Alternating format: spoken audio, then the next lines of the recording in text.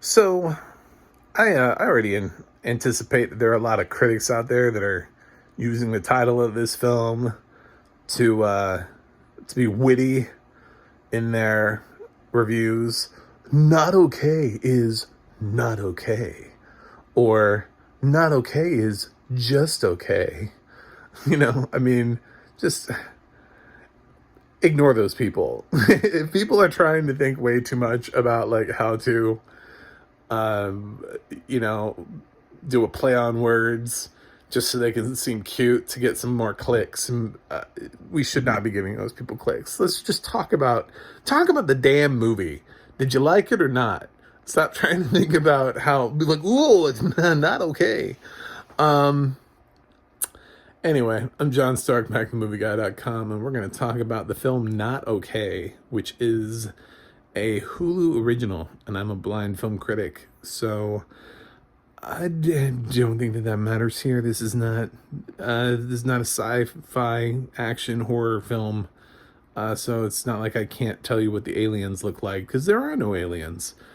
There's just humans in this film. Anyway, so this is a film where I will openly admit it's okay if it's not for you. If you don't want to watch the film, if you think that this film will uh, automatically offend you conceptually, then I can accept that.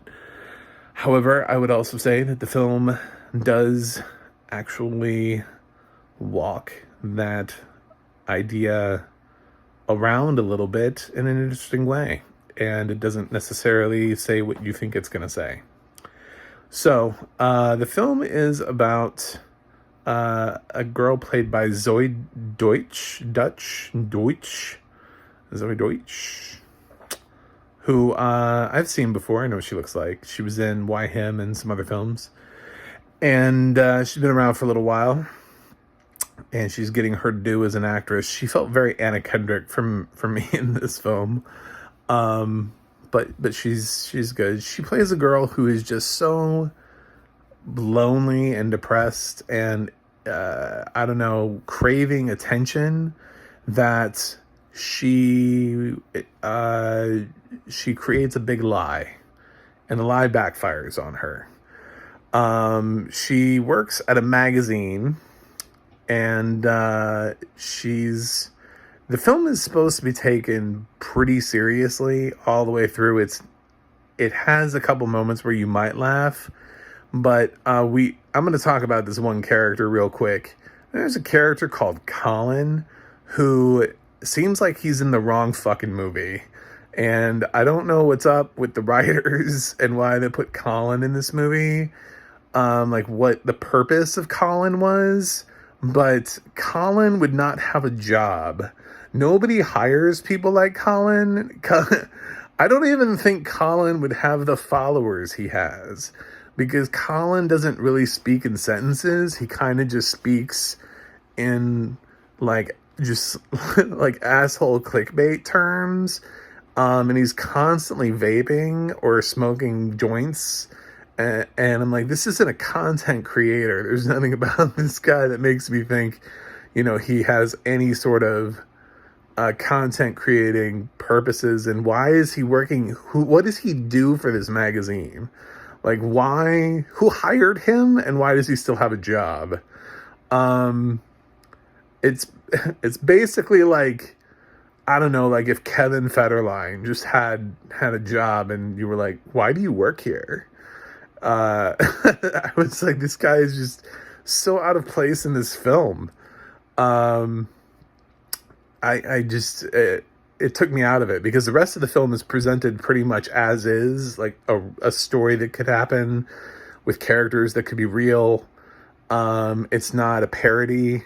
And then you have Colin, who could have been played by Pauly Shore or somebody just way in a different movie.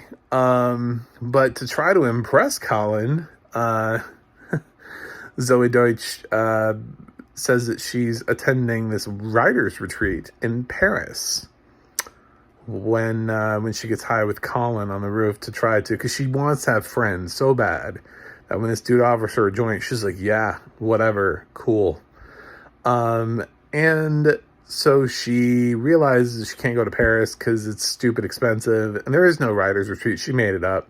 So she creates like a fake website so that people believe that she's going to this writer's retreat, and then she stays at home and Instagrams herself as if she's in Paris.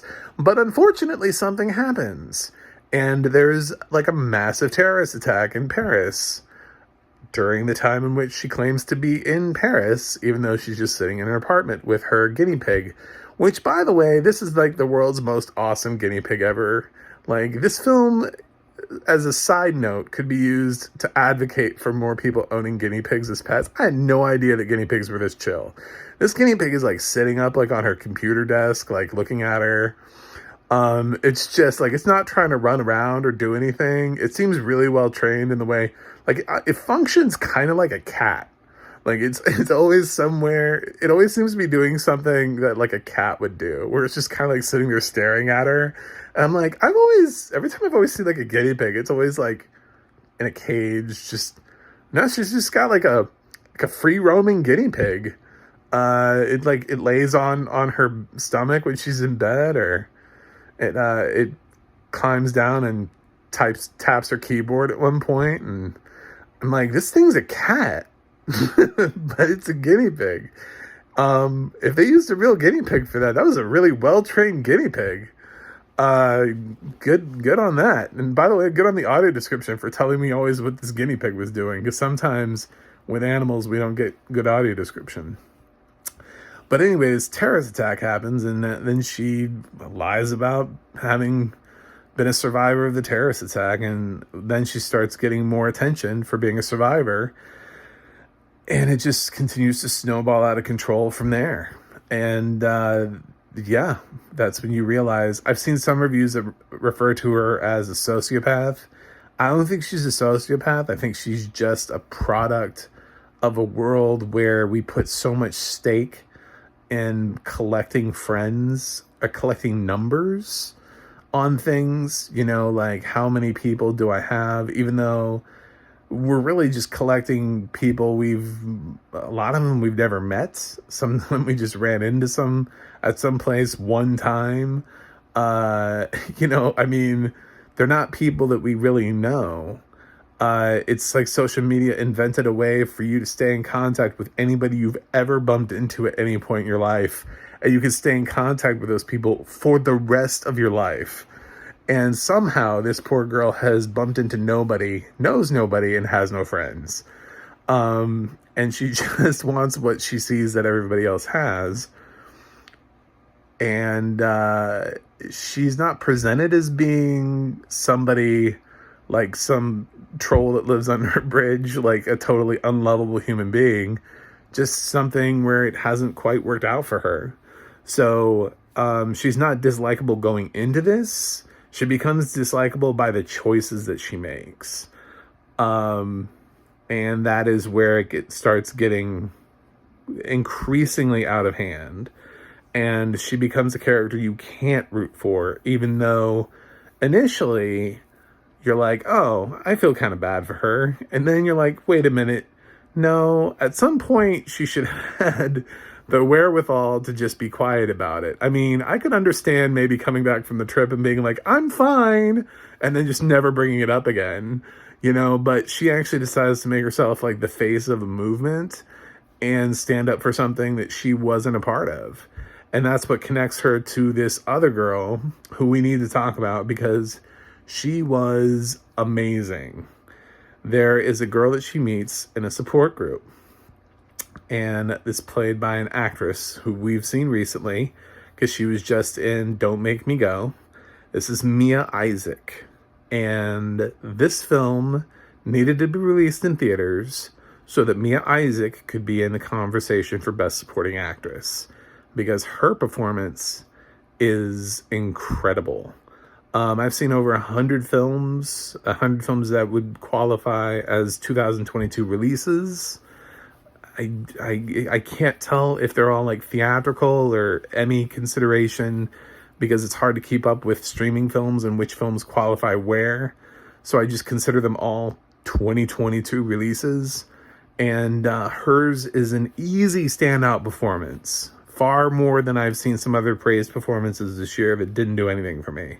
Her performance was so complex, so layered.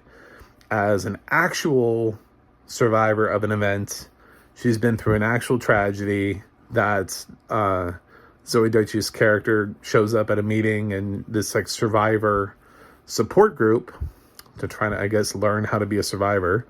And she ends up meeting this girl who actually has become the face of her movement and goes around and yells at people about gun control and how being the survivor of a school shooting has changed her life. And she wakes up and has all these nightmares, and she misses the people, and she hears the gunshots. She says, you can hear a gunshot from 2 miles away. So everybody should have heard the 23 gunshots that day. Her character is written really well and is performed even more powerfully because she does a lot of her speeches in like spoken word. And Mia Isaac gets really into the role. And it's complex because she has to be strong. She has to be angry. She also has to be incredibly vulnerable. And there are a few moments where the film lets her just be a kid. It daringly, when it starts connecting her with Zoe Deutsch's character, allows her to have almost this sisterly relationship between the two characters, which you know is not going to end well. And there are glimpses of her and this sort of sense of normalcy and safety that she probably hasn't had in a long time. She's finally let her guard down. She can finally trust somebody. It's an incredibly layered and nuanced performance. And I just thought Mia Isaac was incredible. So I cannot praise her performance enough. The only other performance that I've seen this year that I'd rather talk about more would be Emma Thompson in Good Luck to You, Leo Grande. This would be like my second favorite performance of the year. So, of all of the films I've seen, that's how much I like this performance. It's great. And she really just at the end of the film just kills it and totally sends the film off in exactly the way that this film deserved to be sent off. I don't want to ruin the ending of the film, but it's kind of perfect. So I didn't always agree with the film. It wasn't quite perfect for me. I had a couple issues with it. Like I said, Colin as a character felt like he was in the wrong movie. Mainly because they expected me to believe that he had this job. Like if he was just some dude that she ran into at a club, I could believe that. You know what I'm saying? Like I'm sure people like Colin exist. I don't think they necessarily have like 25,000 followers, but I feel like people like him exist. I just don't think they have legitimate jobs working at online magazines. So I don't think this guy can work a 9-to-5 job. I just don't think that's a function for him. My other problem with the film was there's so little attention that ends up being paid to the actual attack that she supposedly survived. And the attack that they survived, they went a little overkill with it. If you think about like when something catastrophic happens here and there's like a mass shooting and a certain amount of people die in I don't know, literally anywhere from a parade to a grocery store to an elementary school. I mean, we talk about it nonstop for weeks. And it kind of dominates the news cycle and everybody just sort of talking about it. The terrorist attack in Paris, like it's like a multi-location event that targets like 4 main places in Paris. And I feel like if you were going to bomb those locations, like we would be talking about that for a while. It was sort of like when Notre Dame was burning. We kind of talked about that for a while. which actually leads. That's in this film, by the way. There's a thing that ties into that, which you'll discover how Notre Dame is brought into this. But yeah, so they kind of went a little too big with the terrorist attack, and then no one talks about it.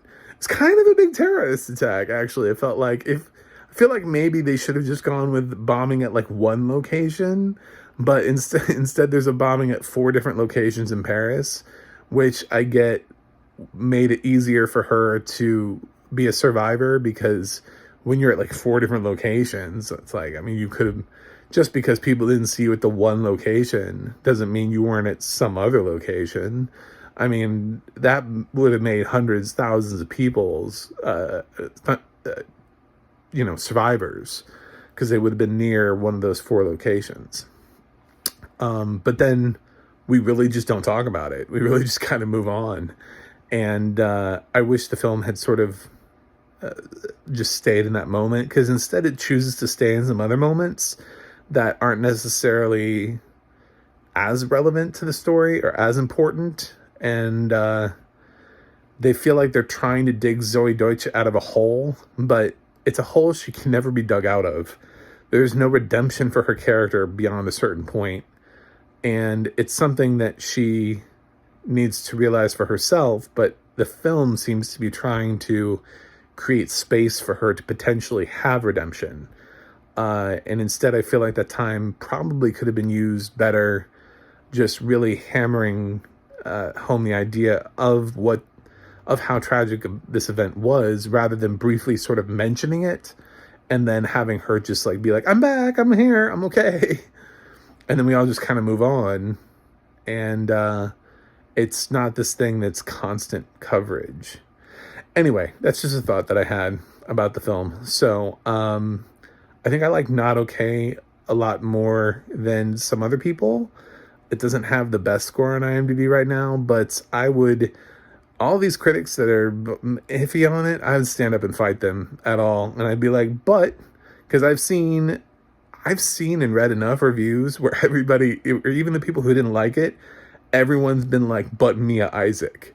So that for me was a big factor, because she does do quite a bit for the film, and she is quite tremendous in the film. So I will walk away from this film remembering her for quite some time.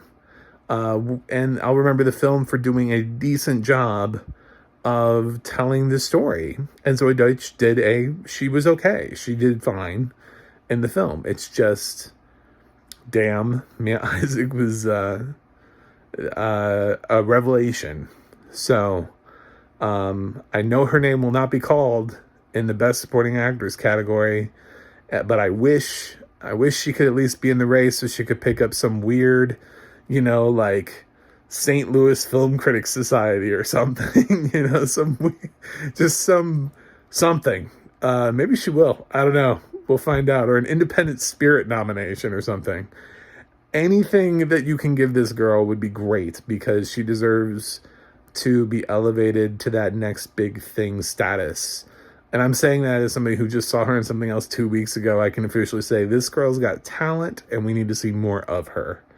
So I'm going to go ahead and give Not Okay a B+. It's not a perfect film, but I would say watch it just for Mia Isaac. Anyway, I hope you like the film, and it does come with audio description. It's just the narrator will not be cited at the end of the audio description, so it's a win because it's audio description on Hulu, but unfortunately it just says descriptive video works and nobody's tied to it. There was one moment where I thought it was really weird, because they said there's a moment where a guy's trying to talk to Zoe, and she kind of zones out, like she's not really listening to him, and she's talking about how she inspired him to eat a cookie. It's the dumbest thing ever. But then in the audio description, it says that she watches him take a bite out of cookie, and they didn't put the word "the" in there. So I thought that was a weird catch that I got, because I feel like that's something that the script writer or the narrator should have caught, or somebody along the way should have been like, hey, this sentence doesn't make any sense because he's eating an actual cookie, not someone named Cookie or like a pet named Cookie. Because that's what it means when you say of Cookie. You wouldn't, the cookie doesn't, the cookie is not named Cookie, I don't think. So that would be weird. It's a little thing. Like I said, I noticed it and I was like, all right. Anyway, let me know what you think. Throw me thoughts and comments, and like and subscribe. MacTheMovieGuy.com for more reviews. The Audio Description Project, which is adp.acb.org, will tell you what movies have audio description, where you can watch them, and the adna.org will let you know what other movies the audio describe company maybe has done. I don't know. Just go there and support them. There's no name attached to this film. I don't know who did this. But I'm glad it has narration. Thank you. I'm glad for the basics in life. That's it for me today. I'm now going to go watch something else so I can review it and put more videos on my channel that my 56 subscribers will watch. I wonder what year I will hit 100. 2027, maybe? I don't know. We'll see. That's it.